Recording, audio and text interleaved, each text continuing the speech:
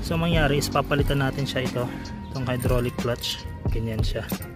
Siyempre kailangan nating palitan ito, yung ating lever, magiging hydraulic na rin. So ito yung papalit natin. And usually mahaba ito, so medyo babawasan natin. Dali natin siya dito. Oops. Ayan, putol na. Okay guys, so nailagay na natin ito. I-adjust na lang natin ito mamaya. O yung next nilalagay natin is ito, itong hydraulic hose. Kawit muna natin siya dito. Usually yung magkabilaan, ito yung medyo straight, ito yung pupunta dito. Ito para dun sa lever, ito yung medyo naka-fold. Ito number 12, itong bolt na to.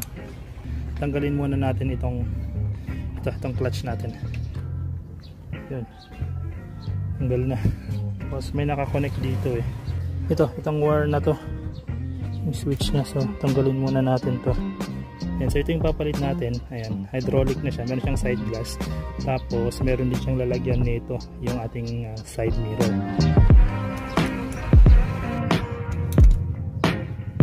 Saktong higpit lang.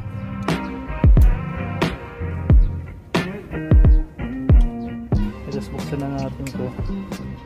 Dito natin ilalagay yung brake fluid. Ayan. So may rubber seal yan dito. Okay, so usually yung gamit natin ito, National Super Fine Heavy Duty, ayan, brake and clutch fluid. So ito, clutch. Ayan, ang dami pang bubbles. So dahan-dahan lang. Okay guys, ito, tinanggal ko siya dun sa makina. So ito, kapag press itong lever, bababa ito. Ayan o, hihilain niya. Ayan, diba? Mapapansin nyo. Ayan. Mapapansin nyo, medyo mahigpit na siya. Ayan. Pinuno ko siya ganyan lang. Hindi siya sagad. Makikita nyo rito. Ayan. So adjust na lang natin mamaya. Usually dito yan ina-adjust. Dito, fine tuning. Yung biting point nitong clutch natin. So ito na yung itsura nya. Naka-hydraulic clutch na tayo. Tingnan natin yung performance nito mamaya. Mag-drive tayo. Medyo mahaba yung cord na nilagay natin. So kung susundan nyo yan, itong cord na to, pinaikot ulit natin siya dito. Ayan. So umikot siya doon. Tapos papunta doon sa clutch. Okay, so there you go guys. Maraming salamat again sa panonood nyo nitong ating video.